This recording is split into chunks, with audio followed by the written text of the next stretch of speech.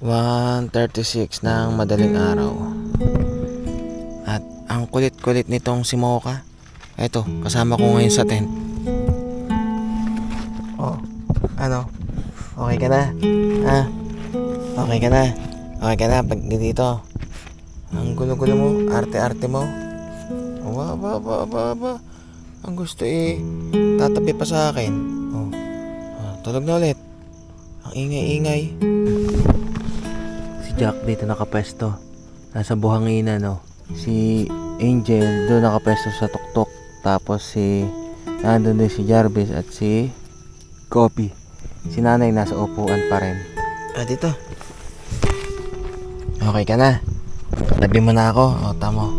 Napaka-clingy mo. Nagsaselos tuloy yung isa doon. Nanggigising ka na madaling araw Ha? Kulit-kulit mo. Okay, matulog dyan. Matulog ka.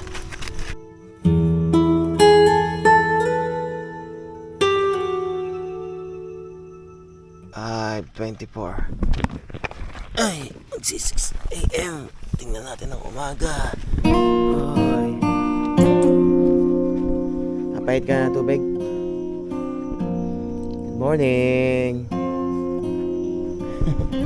Si Jack doon lang ngayon. Morning, nanay.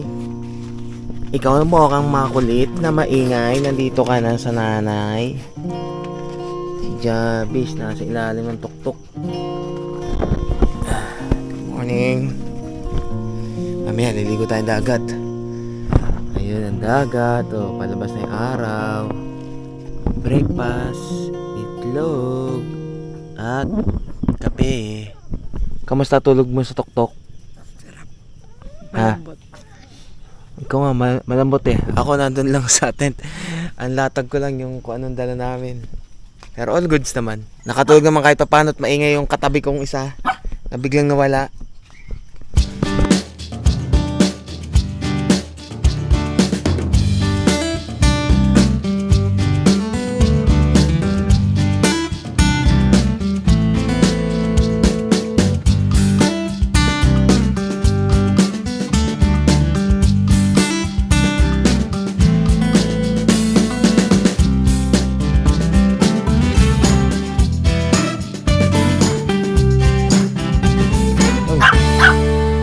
Outfit check. Sino ka dyan sa pasexy mong yan? Feeling walit na ng tiyan mo Ha? Bitch na bitch ang datingan pasexy Dress talaga to. Ba't nakaganyan ka? Natanggal yung buton. Nalimutan pala namin magdala rin ng tasa. Itong lagay ng kape.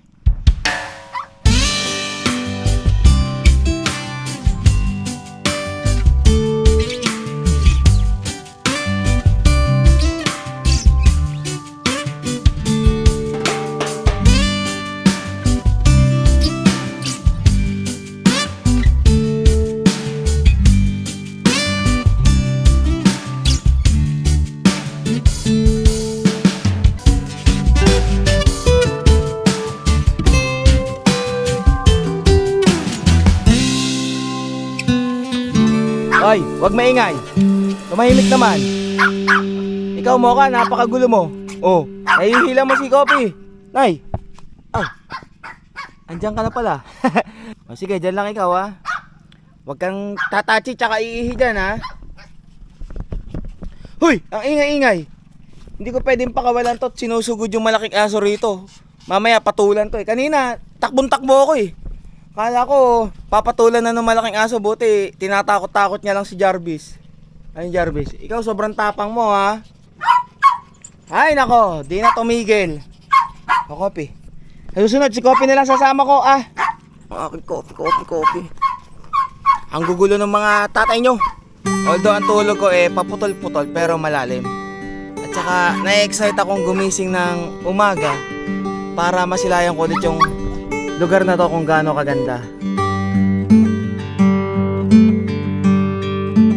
Mamaya pag uwi namin may mga dadaanan pa tayong lugar na hindi na namin dinaanan papunta rito. So gusto ko rin kasing mapuntahan yun. Malapit na kaming maligo, pero bago kami maligo ay testingin ko muna itong solar kung sa ganitong kakulimlim na panahon at konti lang yung liwanag, kung makakasagap ba ng energy to para mag-charge yung ating power station.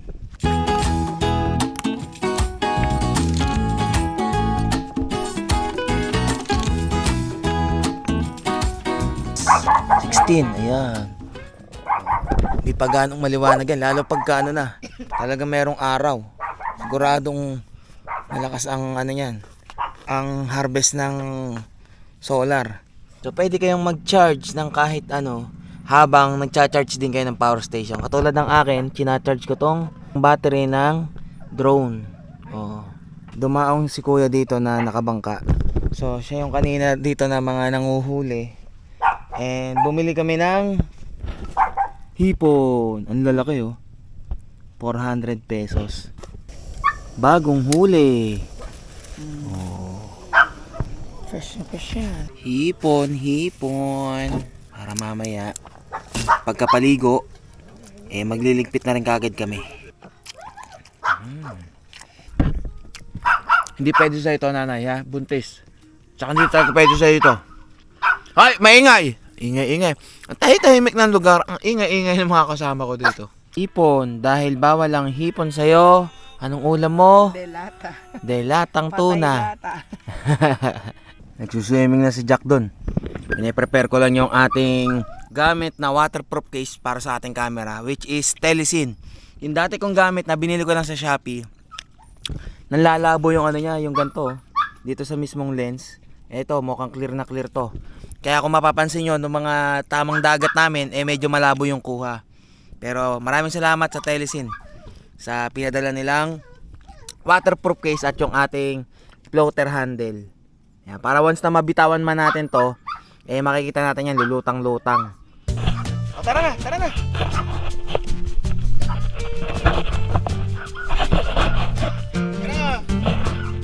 Swimming!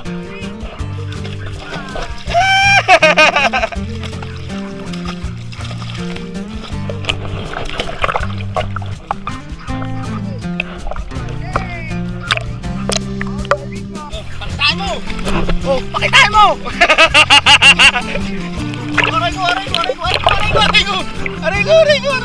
Aray ko, talos na mo.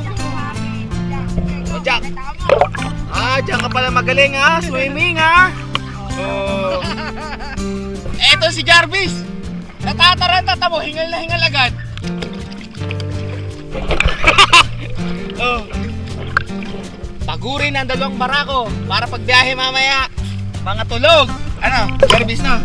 Okay ka naman? Dito ka. Dito ka.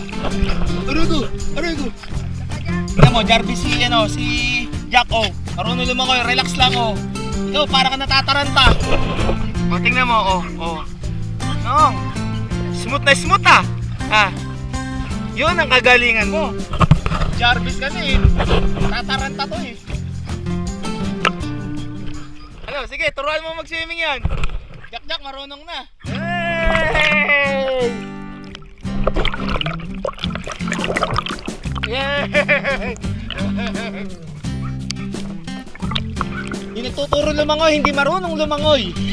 Inaturuan ang natuto. Punta rin sa mami.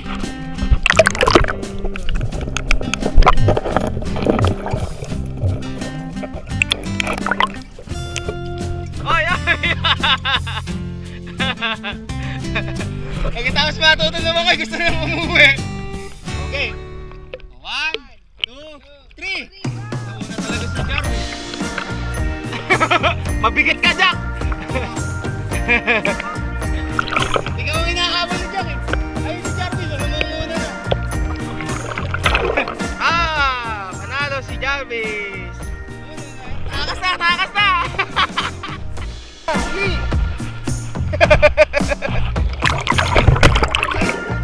Kailangan, tinuturuan ng ayos, eh. Relax ka lang, relax.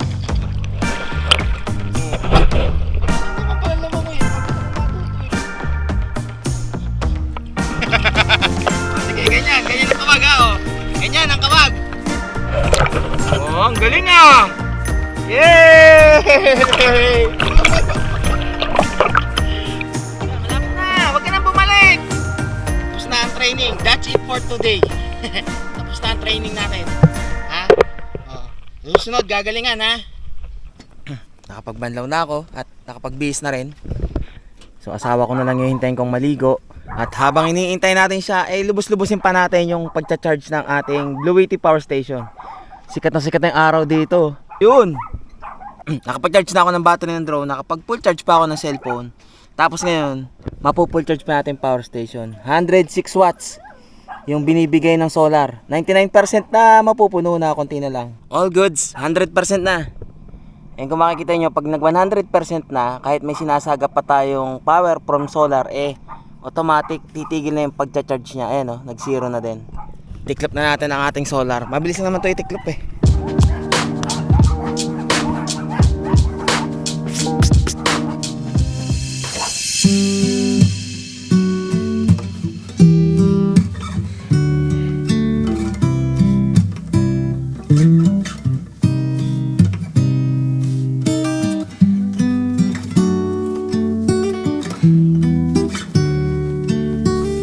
Tahimik na. Ready na ba ang lahat? Ha? Nakapaligo na ba ang lahat? Pwede lang kay nanay. Siyempre, buntis to Say I am afraid, but I just do things my own way. I don't know why, guess I don't like people pleasing. And sometimes they don't see what defines me, but I don't need them honestly, cause I got you. Okay, let's go. 11:22. Sakto, mag-alas 12 nang tayo umalis dito. Siyempre, hindi naman tayo dadaan doon sa dinaanan natin pa uwi. Iba naman tayo ng ruta para mayroon tayong ibang madaanan na lugar. Alamin nyo na mamaya. So tall, cause you're not like everybody else at all. You're everything everyone else is not.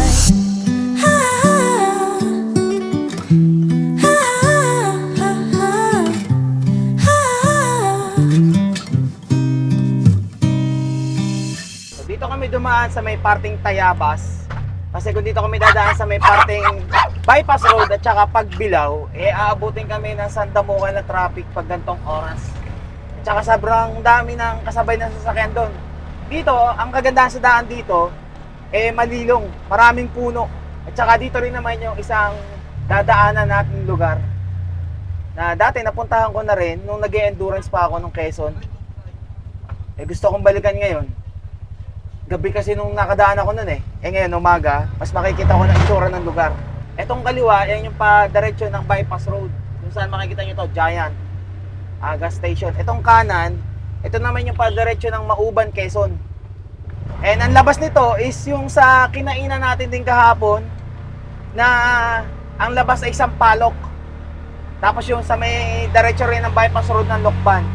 Dito sa lugar na to, dito yung sakayan ng bangka papunta ng Cagbalete Island. Dati, naplano rin namin na gusto namin pumunta ron, pero hindi pa namin nagagawa. Ang kaibahan lang nun, doon sa pinuntahan naming isla nito, is doon, sasakay ka talaga ng bangka. So, etong tok-tok or kung anumang gamit mo sa sasakyan, iiwan mo. Ang dadalhin mo lang ay yung mga gamit. Gugutom ka ba? Medyo. Di ba meron pa dyang hopya? Oo. Yung galing kay Madam Shi. Oo. Ano nga? 12:40 PM. Medyo ingat nga lang kayo pagdating ng parting pa Sampaloc, Quezon. Kasi ang daan doon sobrang kitid. Tapos ang mga kurbadahan talagang siko. Dito okay pa dito habang papunta pa lang tayo ng Mauban. Oo, buo-buo pa to Madam, thank you. May baon kami. Pag nagutom, kain na lang. Kamusta yung mga nandyan? Tulog? Mga tulog. Buti naman at tulog, walang magulo. Buti na lang din kamo, nung gabi na nandun kami sa pinuntahan namin, walang iba kaming maistorbo kahit na maingay itong mga alaga ko. Siyempre nakakahiya pagka ganun. Yung kanina na kinain kong hipon, napakadami pala. Akala ko hinilo yun. Pagdaong niya ng bangka, inalok ka. Ano sabi sa'yo? Baka gusto daw ng hipon. Isang plastic lagpas 1 kilo mahigit yun Puno Pero- yung plastic. Pero 400 pesos. Meron pa nga ako natira Meron pa akong ulam mamayang gabi. Ito pa. Ayoko na. Busog na ako. Sarap siguro yung spicy nito. Hopya Mahu. Madam Shi. Pagpaparinig Masarap daw yata yung spicy na ito. Nagpaparinig sabi, Meron daw kasing spicy na nakalagay. Regular yung yung binigay nyo eh. Nagpaparinig, baka daw masarap yung spicy. Mahilig po kasi siya sa manghang. Ako hindi naman po. All goods. Tingnan mo. May laman ang tiyan. Katatapos na palang umulan dito. Buti hindi kami inabutan. Mukhang malakas. Basang-basa kalsada eh. Yung gabi na binabaybay namin to nung endurance, grabing dilim dito. Wala talagang ganong kailaw-ilaw. Tapos, nakapinlock antay pag na ako sa helmet. Sabi ko, ba't parang nagmo-moist? Yung pala, sobrang hamog din dito sa lugar na to. Oo, ganito pala itsura nito pag umaga. Dito pala sa kaliwa kita yung mga kabundukan. Daan na parang ng Parial, Quezon. Ganito. Barangay, Balay-Balay, Mauban, Quezon. Oh, grabe. Grabe yung ulan siguro. Tingnan mo ng kulay tsokolate. Ito, Sampaloc, Lukban, kaliwa. Ito, Mauban, Town Proper, kanan. Punta muna tayo doon. Tingnan lang natin yung sa menu ng doon. Tagbalete Island. Oh, bakit? Yan, ito yung yung may nakalagay na I Love Mauban. Saka pagas na rin pala tayo. Namumula na yung gasolina.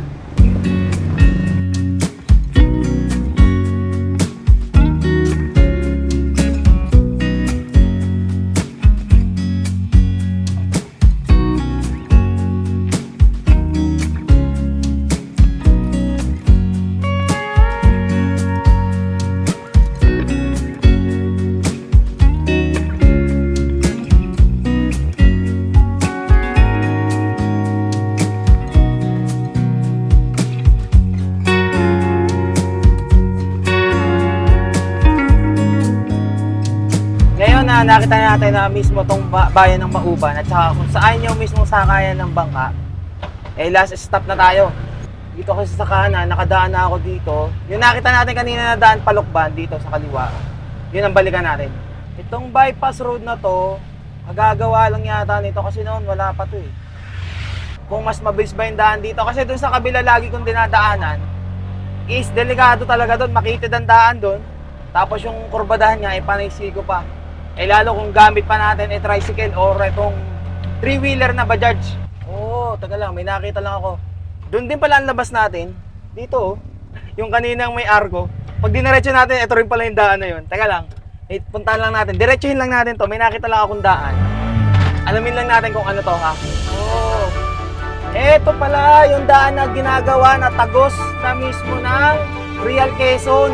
Tapos yung isa pang daan, natatagos naman papunta ng Dingalan tapos Baler Aurora yung tagos.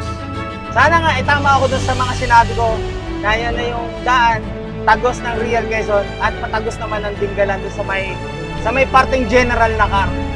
Sana nga, yan na yun. Mapapabilis lalo ang biyahe ng mga taga-south papunta ng north sa mismong Dingalan. Okay, diretso na tayo ng biyahe.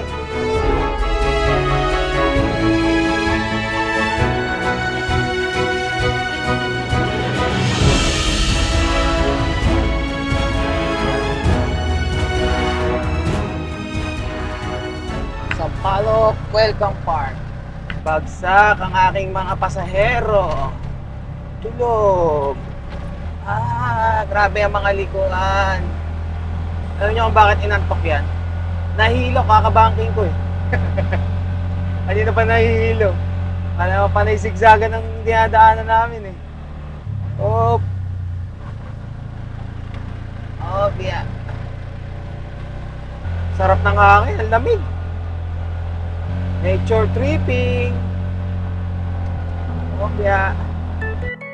Welcome back to Lukban, Quezon. Ito na yung mismong crossing kung saan tayo kumain kahapon. Dito tayo nang galing nun. Diretso, bayan ng Lukban, kaliwa, bypass road. So, ang pupuntahan kasi natin ngayon ay Kamay ni Jesus. Kung saan makikita ninyo yung malaking estatwa ni Yeso Cristo. Dito na tayo dumaan sa mismong bypass road at matraffic sa mismong bayan. Tsaka makikita nyo rin doon yung mismong replica ng Noah's Ark na napakalaki doon. Hindi ko lang alam kung ilan yung bilang ng baitang ng paakyat doon. Dahil di pa kami nakakakit doon. Matagal na rin namin plano talagang pumunta. Pero dahil nandito na tayo, eto na yung chance natin.